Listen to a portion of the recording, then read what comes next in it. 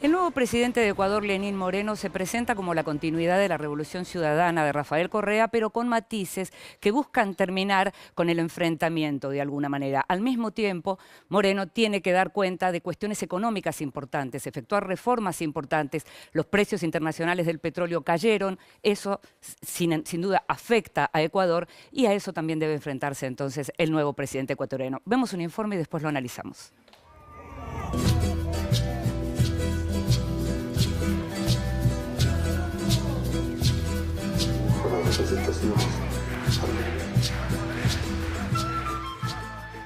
El nuevo presidente de Ecuador, Lenín Moreno, asumió tras 10 años de gobierno de Rafael Correa con una apelación a la unidad y palabras de concordia para intentar superar la polarización evidenciada en el balotaje que lo llevó a la primera magistratura al afirmar que es el presidente de todos, un estilo diferente al más confrontativo de Correa.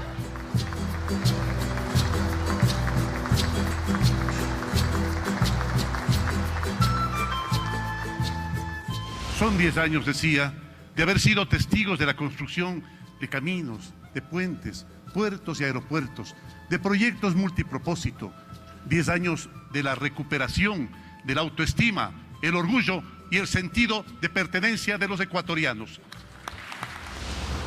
Se presume que Moreno mantendrá algunas de las líneas fundamentales de gestión de su antecesor.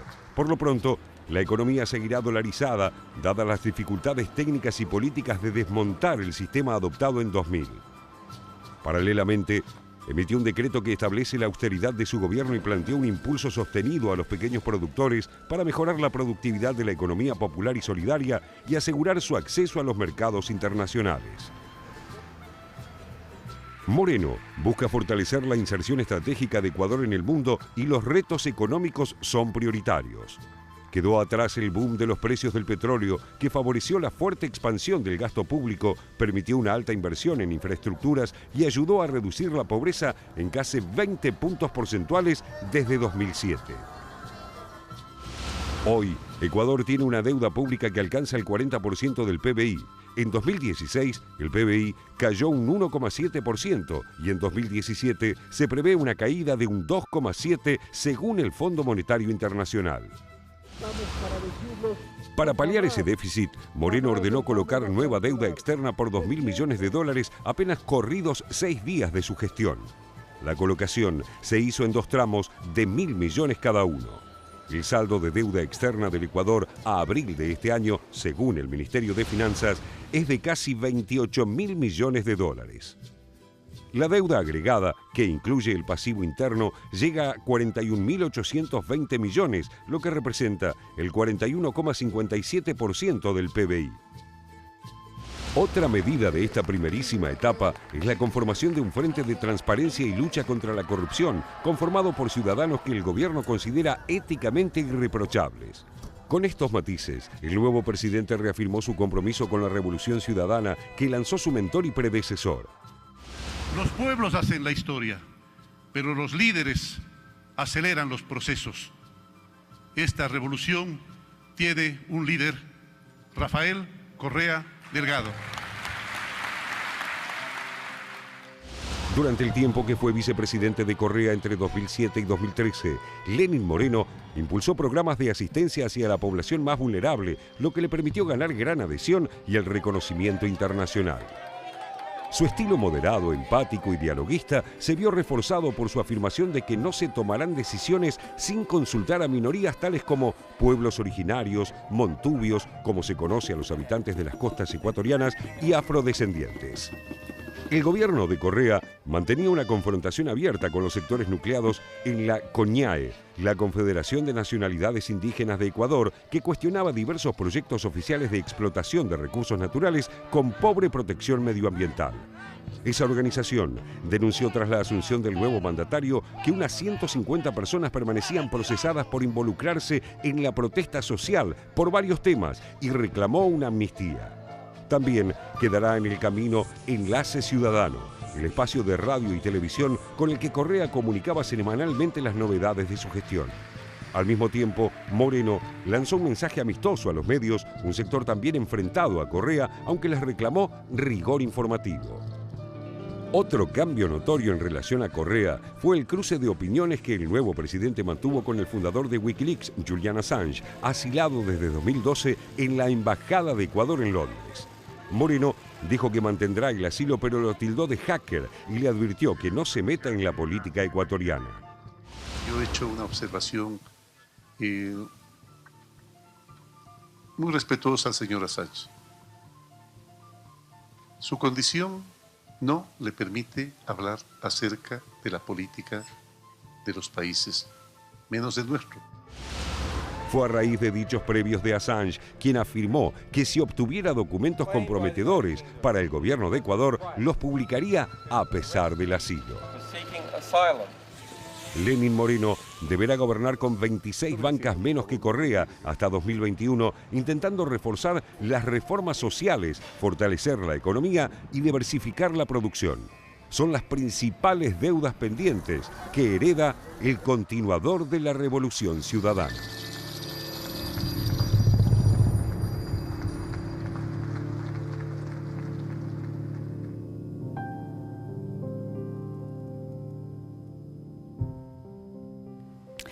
Lenín Moreno era el vicepresidente de Rafael Correa, finalmente ganó las elecciones, hay una continuidad, eso decíamos. Ahora, ¿qué significa esa continuidad? Por ejemplo, Raúl, uno puede pensar que la política económica de Lenín Moreno es efectivamente la misma que venía llevando Rafael Correa todos estos años, o sobre todo estos últimos años afectados por el tema de la caída del precio del petróleo. Yo te diría que indudablemente hay una continuidad, pero la política económica no puede ser la misma, porque los problemas que tuvo la economía de Rafael Correa en los últimos años, con o sin Rafael Correa, debían ser cambiados, inclusive para avanzar en el sentido de la propuesta de Revolución Ciudadana. Y esto lo viene planteando Lenín Moreno ya desde el año pasado, por lo menos. Hay un documento que él presentó a la Alianza País en marzo del 2016, donde él anticipa algunas cuestiones que ahora tienen que ver con su modelo de gobierno, modelo de gestión, que inclusive en algunos puntos era bastante crítico en cuanto a la gestión de Correa, por lo menos en algunos aspectos que habían quedado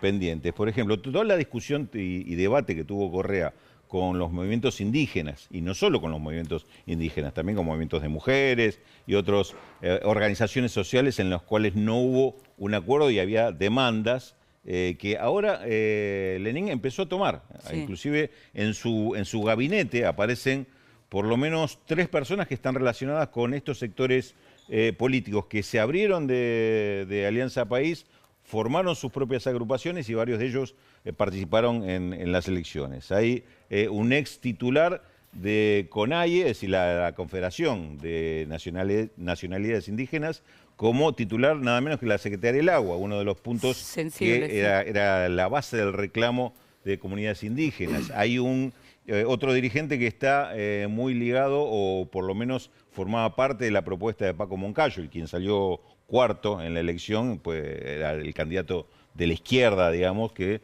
con un 7%. Hay otro que fue candidato, inclusive, uno de los ministros que sacó el 3%, ahora voy a encontrar el nombre, pero son formas también de lo que ayer, mejor dicho, ayer no, el 24, cuando asumió, el propio Lenín definió: soy partidario del diálogo, busco a través del diálogo el consenso, pero para tener diálogo también hay que tener autoridad y liderazgo.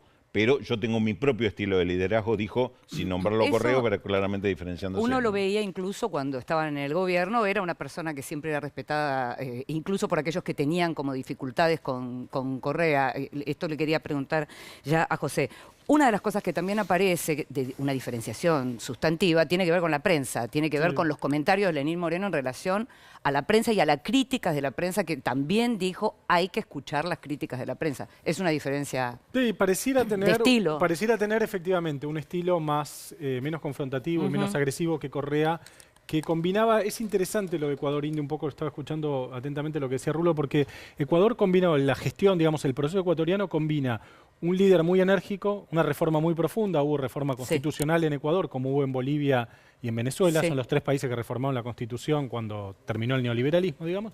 Y al mismo tiempo un énfasis en la gestión muy importante, digamos, ¿no? Correa es un tipo, incluso sus opositores se lo han reconocido, Obra pública. que ha hecho mucha infraestructura, Sí, mucha modernización y que estaba encima de la gestión. Sí. Todo lo contrario a, por ejemplo, la situación venezolana, digamos, que es un Exacto. zafarrancho desde el punto de vista de la gestión increíble, digamos. Entonces, algunos han llegado a calificar a Ecuador como una especie de populismo tecnocrático. Es un oxímoron, ¿no? Obviamente, o es populismo o es tecnocrático.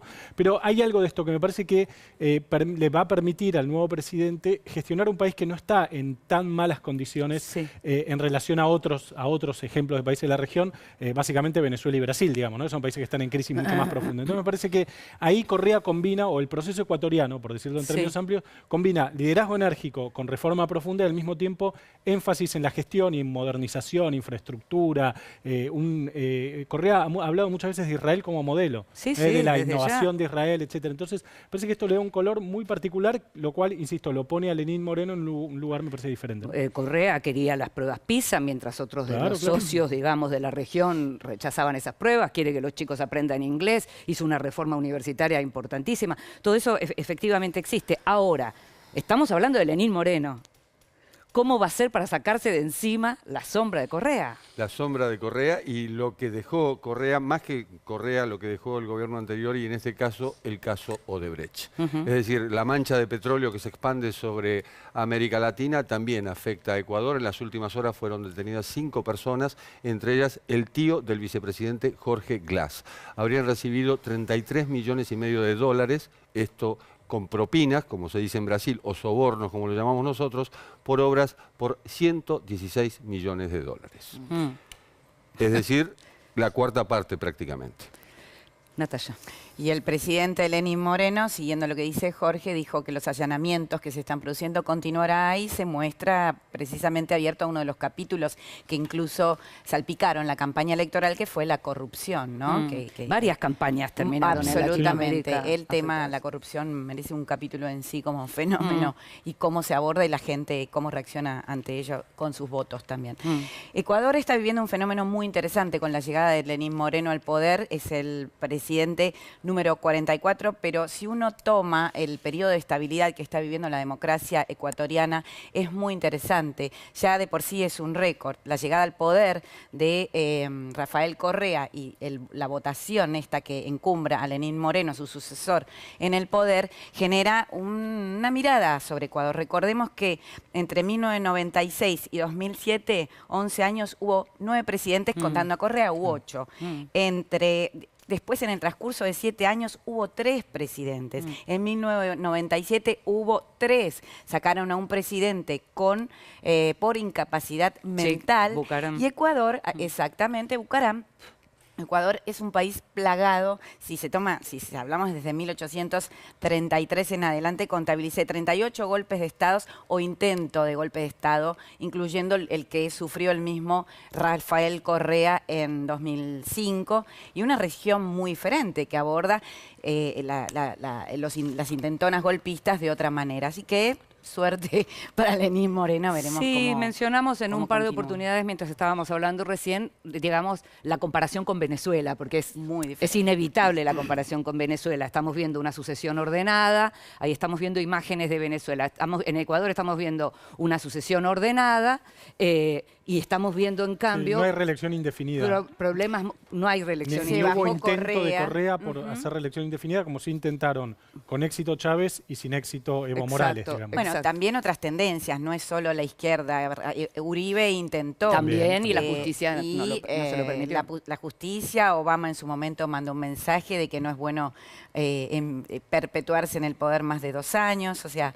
No es solo un fenómeno... No, a mí lo que me interesaba cuando les centro mencionaba esto para hacer la asociación con Venezuela y para hablar de lo que ocurrió esta semana precisamente y lo que está ocurriendo y el anuncio, digamos, reciente del presidente Maduro de que sometería finalmente la cuestionada asamblea constituyente a referéndum, los resultados de esa asamblea a referéndum. Pero para hablar de eso lo que quería decir es, muchas veces uno tiende a unificar y a pensar que porque hay acuerdos en determinados temas, la situación de los países y de los gobiernos son idénticas. Y la verdad es que no, la verdad es que no.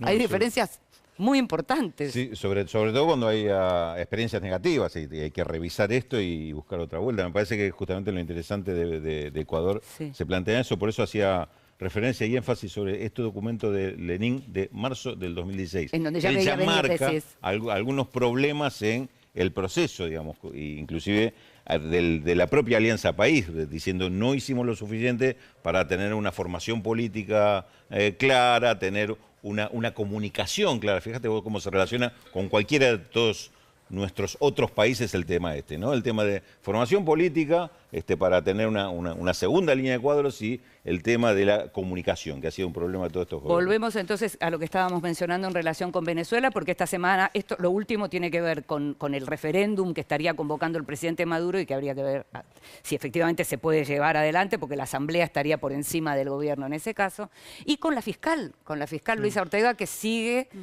invalidando cuestiones, ¿no? Lo cual muestra la grieta, ha mostrado en todo este tiempo la grieta que hay dentro del chavismo.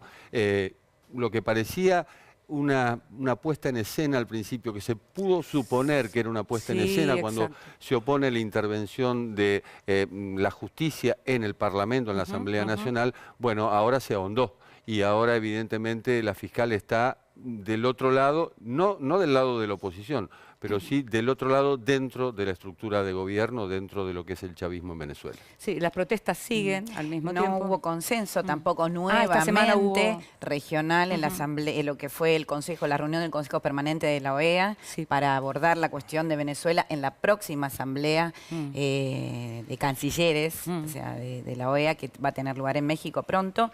Y bueno, sigue dividida la región, porque tampoco se sabe cómo abordar. O sea, Venezuela hay que admirar, hay que distinguir que en algún momento, digamos, el chavismo tiene hábiles reacciones también. Cuando todo estaba dispuesto para que Venezuela fuera suspendida de la OEA, le presentan una carta de renuncia. Entonces deja nuevamente a la región digamos, en el interrogante de cómo abordar el caso. No es fácil, me parece que habría que ver cómo sigue esto. José, fuera del aire hablábamos en relación a lo que tiene que ver con el referéndum que estaría dispuesto. Sí, aclaremos ahora. de qué estamos hablando. El chavismo convocó, el presidente Maduro convocó a una asamblea constituyente que por la manera y el esquema según el cual el diseño de votación, la oposición denuncia que está amañada en el sentido de que el oficialismo sacando entre un 25 y un 30% podría obtener mayoría. Una parte se elige, es curioso cómo está hecho, una parte se elige por voto directo por municipio, pero un municipio por ahí de 3.000 o 4.000 personas elige un constituyente y un municipio de 900.000 elige dos, entonces no hay ningún tipo de proporción en la representación. Y hay otra parte que se elige de un método más o menos corporativo, uno podría llamar, en el cual los obreros, los campesinos, los estudiantes, etcétera, no es exhaustivo, o sea que hay gente que no va a tener representación corporativa, porque no está dentro de ninguna de las categorías. Es complejo, pero la novedad de estos días, de ayer, es que Maduro anunció que una vez que se escriba la Constitución, se va a llamar a una consulta popular para ratificarla o rechazarla. Esto es en algún punto lo que estaba reclamando un montón de gente en Venezuela, en el sentido de decir, bueno, elecciones en las cuales se puede decir sí o no, digamos, ¿no? Y esto es lo que podría pasar según el último anuncio de Maduro. Vamos a ver si ocurre. Todavía debería convocarse a la Constituyente, escribirse la Constitución y recién después llamarse a este referéndum consultivo. Ahora, si se convoca, es una oportunidad que va a tener el pueblo venezolano, si las elecciones son limpias y demás, como creo yo vienen siempre, de decir si quiere o no la Constitución escrita por Convengamos los que constituyentes. Esto entonces, por ahí yo estoy perdida, las elecciones que no se llevaron adelante para gobernadores no tienen fecha diciembre. todavía. 10 de diciembre. Maduro dijo diciembre. Y esto estaría a mediados de año. Claro. Pero aquí viene la razón de la ruptura dentro del chavismo. Chávez jura sobre la moribunda, estamos hablando de 1999, que era la constitución anterior a la del Pacto Fijo de 1958. En ese momento se propone modificar la constitución. Efectivamente lleva a cabo una reforma constitucional que es la actual, la pequeñita, la que muestran cada vez que hablan. Bueno, y dijo, esta constitución va a durar 100 años.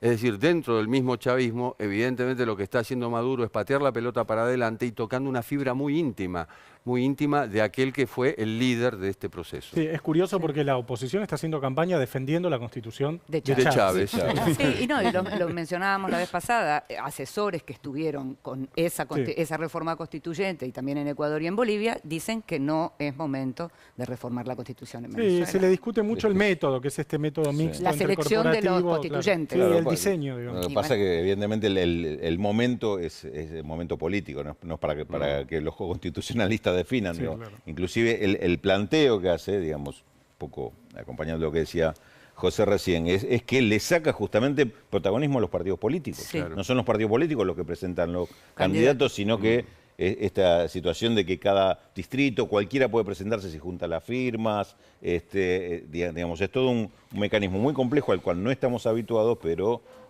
se presentó en su momento inclusive como forma de participación popular. Digamos, también esto es una apuesta de máxima que está haciendo una propuesta que, como decía Jorge, es parte también de la discusión interna del chavismo, porque este tema estaba presente hace ya por lo menos 1 año y medio, el tema de esta propuesta. Maduro siempre la rechazó, siempre la resistió, en este momento cede ante otros sectores del chavismo que le dicen no hay otra salida política a la vista, vayamos a que una constituyente asamblearia sea la que resuelva. Es una jugada muy riesgosa, sin ninguna duda. Sabemos que de acá a una semana todo puede cambiar absolutamente. Claro, sí, totalmente. Digo, por eso es un cambio de escenario, pero sin un resultado. Nadie le puede poner el resultado a esto. Nadie puede decir, cambiamos acá y a partir de ahí llegamos a tal lado.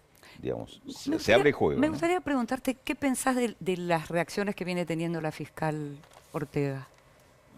Bueno, yo coincido con Jorge, es parte de las diferencias que está habiendo dentro del chavismo. Igualmente me parece que se está sobrevalorando la postura de la fiscal. No pareciera, en eso coincido en que no pareciera que la fiscal estuviera acompañada por un sector importante del chavismo. Hay un sector minoritario del chavismo. Ahora, la Fuerza Armada, las estructuras partidarias, etcétera, siguen alineados. Más que sobrevalorar es su propia figura. No, su propia figura es muy importante. ¿no? Las Fuerzas Armadas siguen alineadas porque conservan 11 de los 32 ministerios, lo que es la distribución de la renta petrolera, lo que es la distribución de alimentos, que es lo más importante en este momento, y artículos de primera necesidad. Es decir, las Fuerzas Armadas, mientras no se termine el negocio, van a estar del lado del gobierno que fuere. Esto no es un invento de Venezuela, esto ha pasado en Egipto, ha pasado en otros lugares. Es decir, cuando se les baja el pulgar, no hay más negocios, en ese momento dejan de apoyar al gobierno de turno.